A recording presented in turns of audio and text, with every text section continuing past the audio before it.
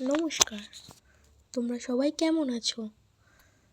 তোমরা তো সবাই জানো, যারা আমার ভিডিও দেখো, এই সামনের রবিবার দিন আমি নৈহাটি বড় মায়ের মন্দিরে গেছিলাম।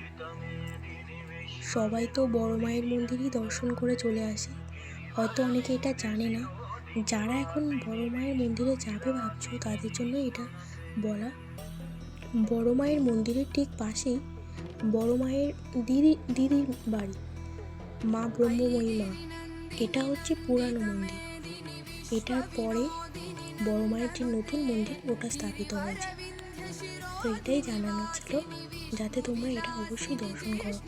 এই মন্দিরটি খুব জাগ্রত।